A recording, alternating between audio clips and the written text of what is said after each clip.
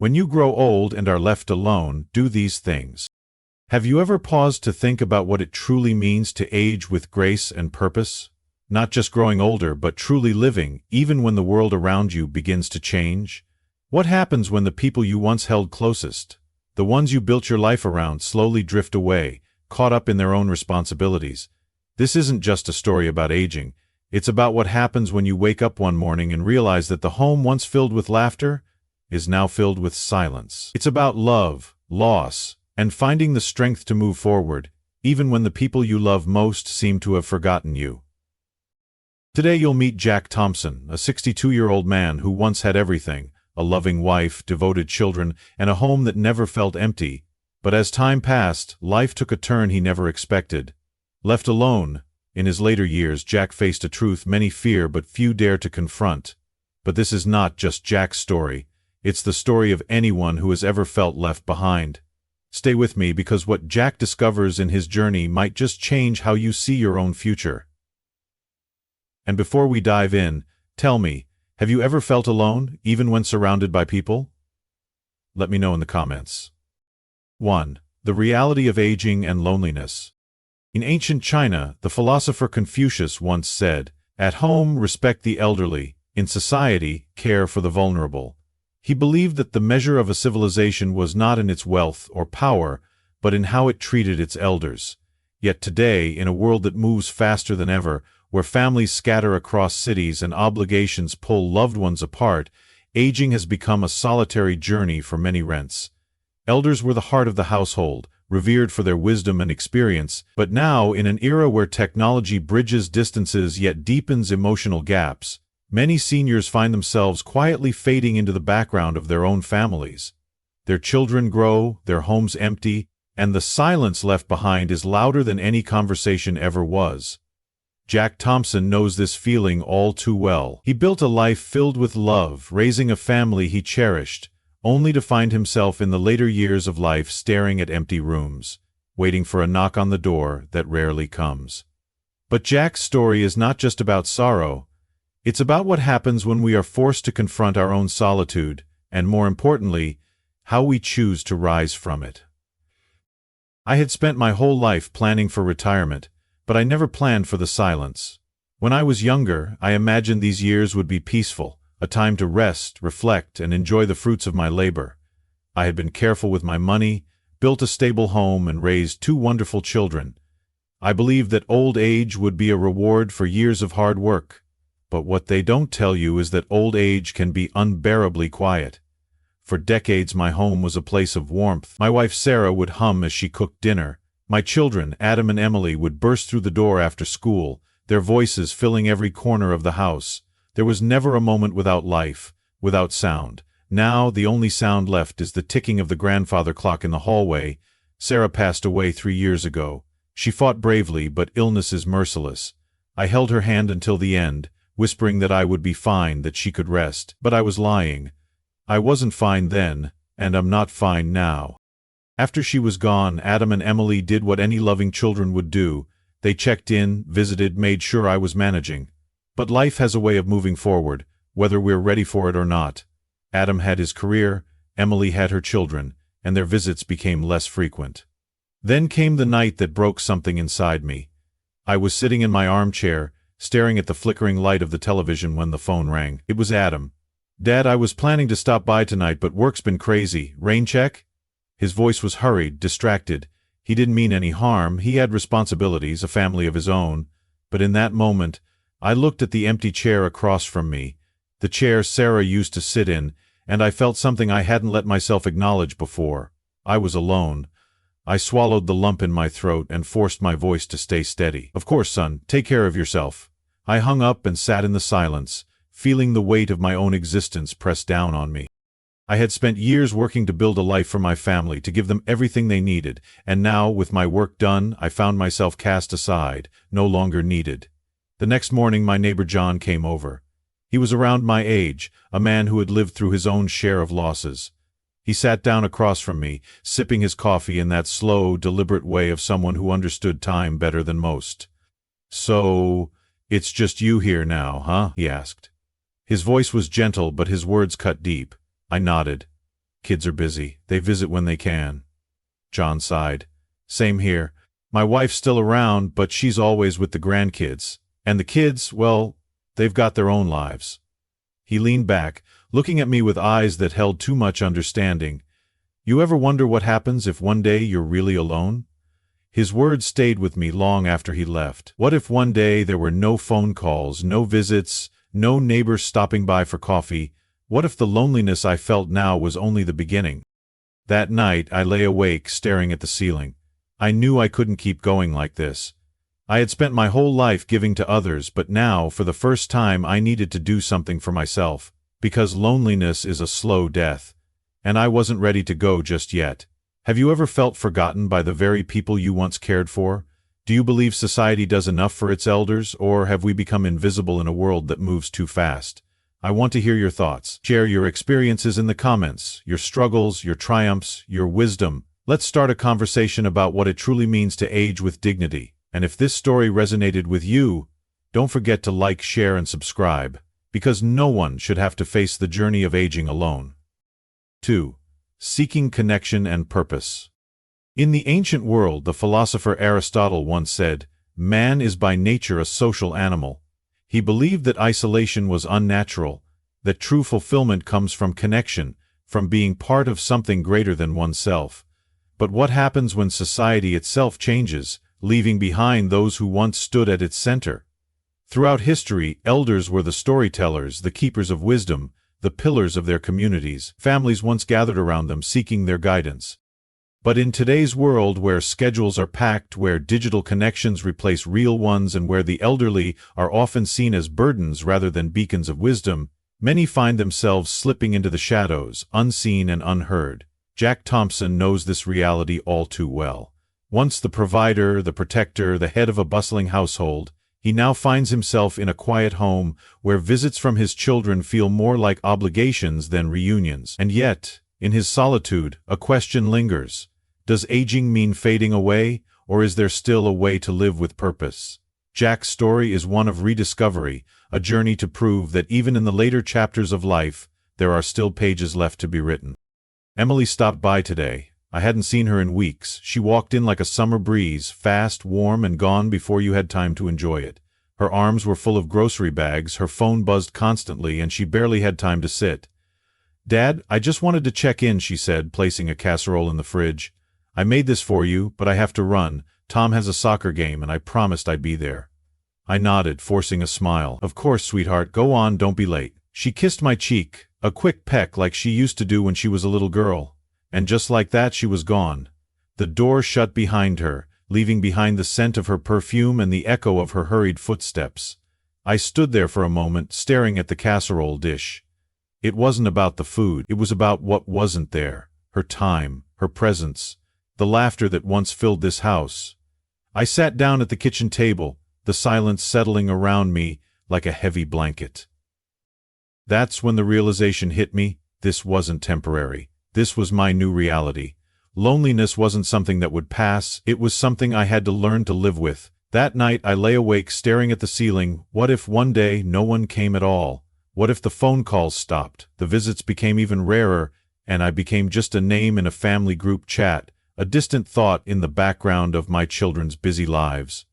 I couldn't keep living like this. I wouldn't keep living like this. The next morning I did something I hadn't done in years. I put on my walking shoes and stepped outside, not just to run an errand, but to reclaim my life. At first I just walked to the park. The air was crisp, the leaves rustled under my feet, and for the first time in a long while I felt like part of the world again. A few days later I joined the local community center. They had a chess club, something I used to love but had long forgotten. At first I felt out of place. The conversations felt forced, my hands trembled slightly as I moved the pieces. But then, something remarkable happened. I laughed.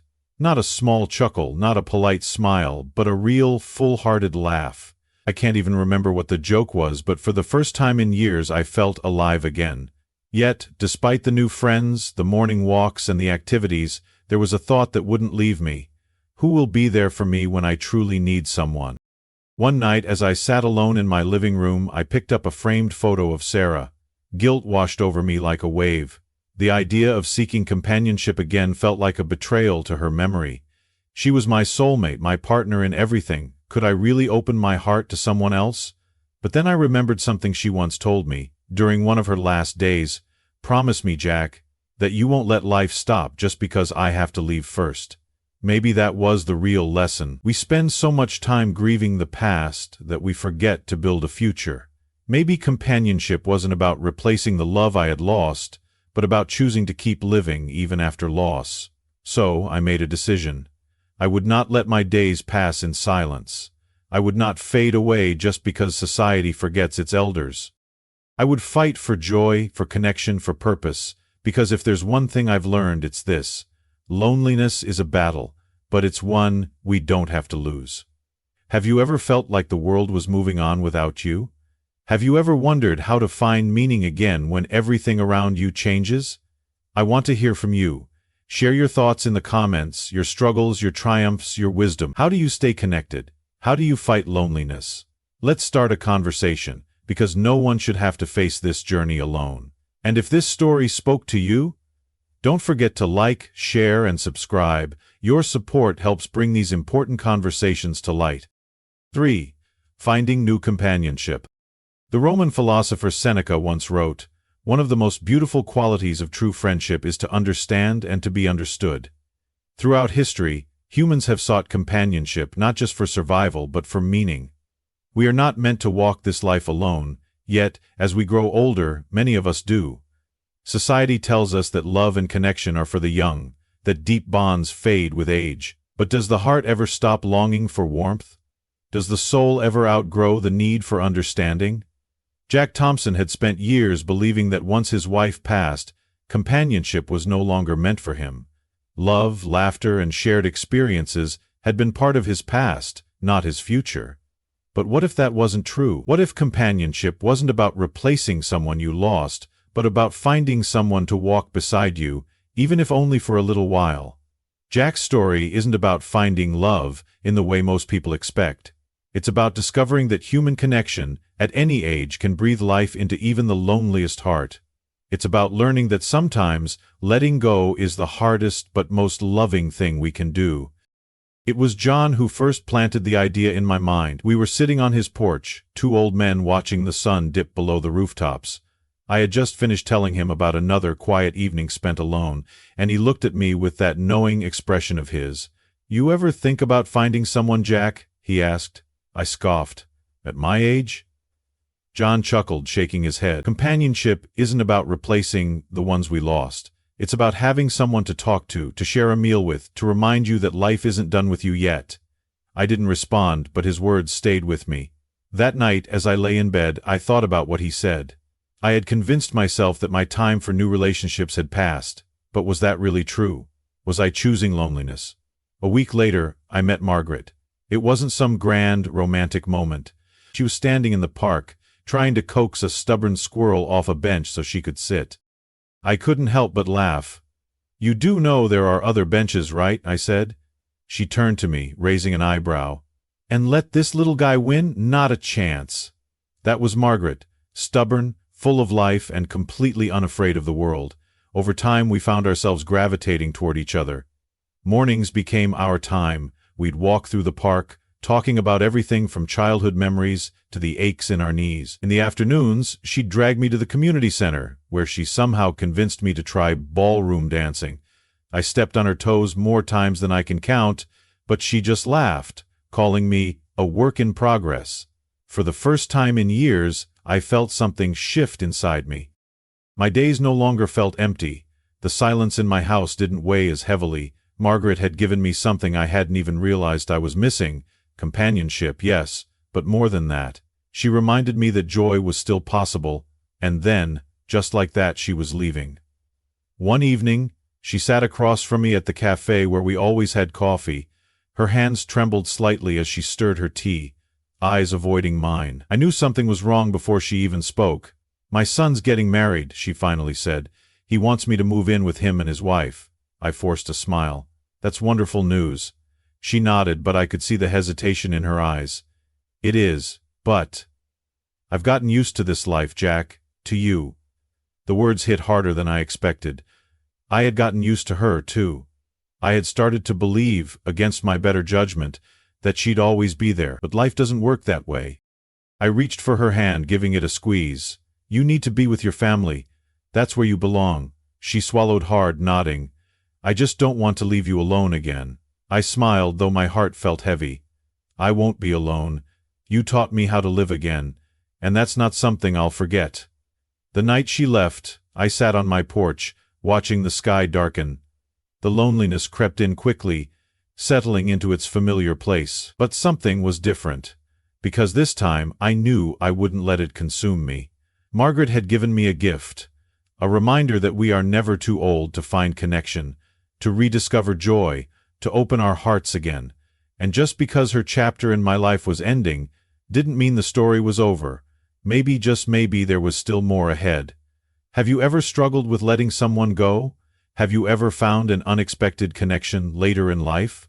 I want to hear from you. Share your experiences in the comments, whether it's about love, friendship, or rediscovering joy when you least expected it. And if this story resonated with you, don't forget to like, share, and subscribe, because no matter how old we get, life always has something left to teach us. 4. Transition to a new life in a nursing home. The ancient Stoic philosopher Epictetus once said, "It's not what happens to you, but how you react to it that matters." Life is a series of transitions. Some we choose, others are forced upon us. But what defines our happiness isn't the changes themselves, but our ability to adapt. For centuries, elders were revered as the heart of the family, cared for within the homes they built. But today, many seniors face a difficult decision: continue living alone, grappling with the weight of solitude, or transition to a place where they might find company, but at the cost of independence. Jack Thompson never thought he'd consider a nursing home. He had spent his whole life in one house, a home filled with love and memories. But when silence became his only companion, and the weight of loneliness grew unbearable, he knew something had to change.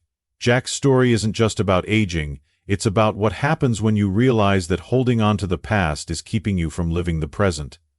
It's about the difficult but necessary choices we must make to ensure that the last chapter of our lives is filled with connection, not isolation. After Margaret left, the house felt different. Not just empty, hollow. At first I tried to keep up my routine. I still went for my morning walks. I still visited the community center. But something had changed. The world outside felt distant, like I was watching it through a glass window, unable to step through. The loneliness had returned, but this time it felt heavier, as if it had been waiting for its chance to take me back. Then, one afternoon at the park, I overheard two men talking on the bench next to mine. One of them, about my age, was telling his friend about a senior living community where he had just moved. "They've got people around all the time," he said. "It's not home, but at least I'm not alone anymore." That night I lay awake, thinking. The idea of leaving my home, the place where I had built my life, felt unthinkable. But the alternative? Spending my remaining years in an empty house, waiting for the phone to ring, hoping for a knock on the door? I made my decision the next day. When I told Adam and Emily, their faces immediately clouded with concern. "Dad, are you sure?" Adam asked. "A nursing home. Doesn't it feel—" He hesitated, searching for the right word. "Cold?" Emily reached for my hand. "You know we'll always be here for you, right?" I smiled, squeezing her fingers gently. "I know. But you have your own lives, and I don't want to be a burden. I need to be somewhere where I don't have to wait for visits to feel like I belong." They sat in silence for a long time. Then finally Adam nodded. "If this is what you want, we'll support you." A few weeks later, I packed my belongings, saying goodbye to the house that had been my home for over 40 years. I had expected sadness, but what surprised me was the relief. When I arrived at the nursing home, everything felt foreign. The hallways smelled like antiseptic and old books. The walls were lined with framed landscapes, meant to make the place feel warm, but failing miserably. The first few nights were the hardest. I ate meals at a table full of strangers, each one lost in their own world. The room felt smaller than my old house, and I couldn't shake the feeling that I had made a mistake. But then, something changed. One afternoon, as I sat in the common room, an older gentleman named Mr. Robinson approached me. "New guy, huh?" he said, sliding into the chair across from me.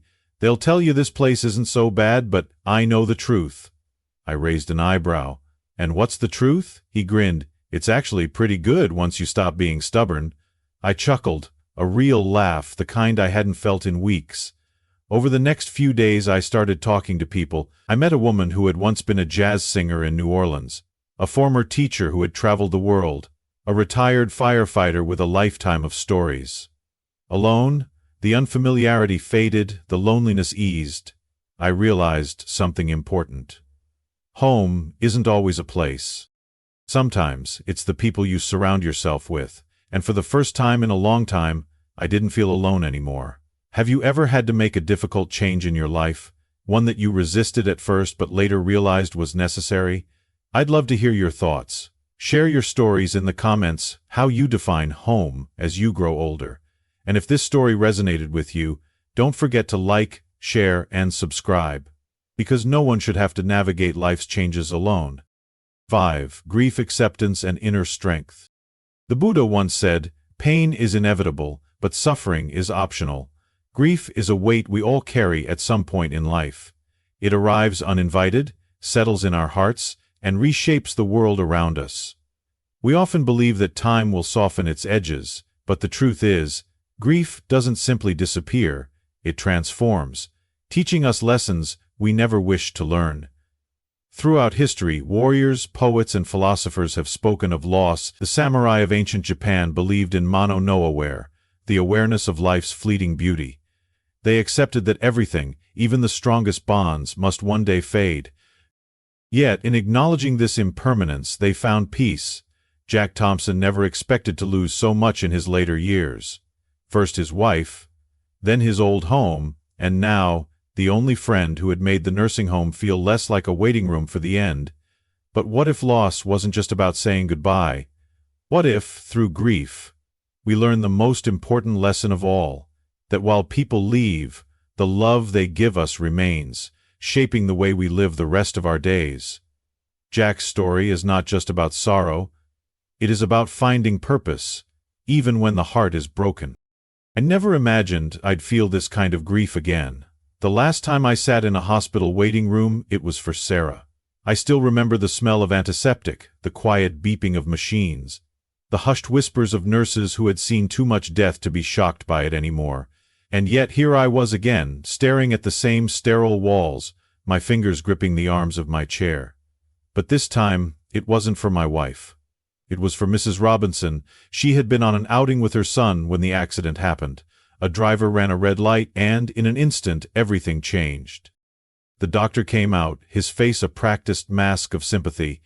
"She's stable, but the injuries are severe," he said. "We're doing everything we can." I nodded, but I already knew. I had heard those words before. When they let me in to see her, she looked so small in that hospital bed. The woman who had once scolded the nurses for serving bland soup, who had beaten me at chess more times than I cared to admit, who had once told me that life only ends when we stop living, it was hard to believe this was the same person. Her eyes fluttered open, and for a moment she just looked at me. Then, with a faint smile, she whispered 2 words, "Live well," and then she was gone. I sat there for a long time, holding her hand, feeling the warmth slip away. When I returned to the nursing home, everything felt different. The common room was quieter, the garden felt smaller. Even the sound of laughter from the other residents seemed distant, as if I had stepped into a different world, one where she no longer existed. The grief was suffocating. Adam and Emily called, asking if I needed anything.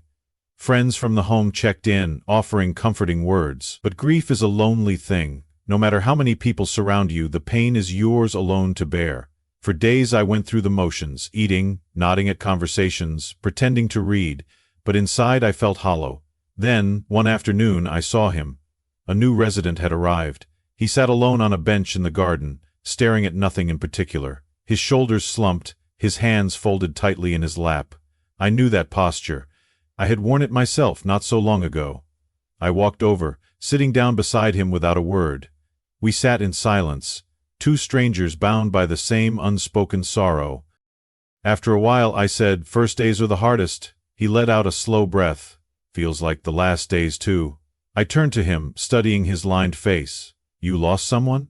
He nodded, staring at the ground. "My wife." I swallowed, nodding in understanding. me too. And that was it. We didn't need to say more. In that moment, words weren't necessary, because grief is heavy, but it's lighter when shared.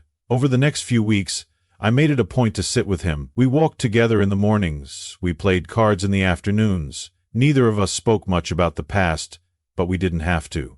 Companionship doesn't always need conversation. Sometimes presence is enough. And slowly, the weight of grief became something else.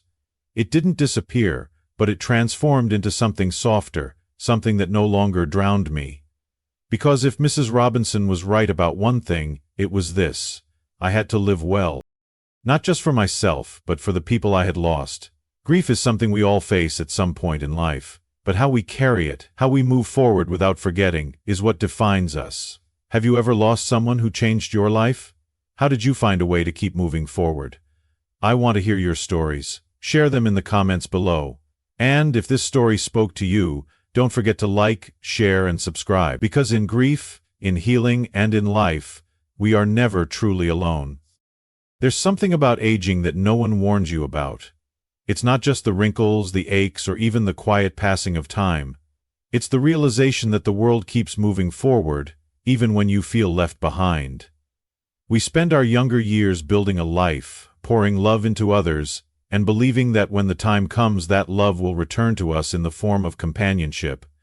But life doesn't always work that way. People move on, priorities shift, and suddenly, you find yourself wondering, what now? But here's the truth. Loneliness isn't just about being alone, it's about forgetting that you still have a place in this world.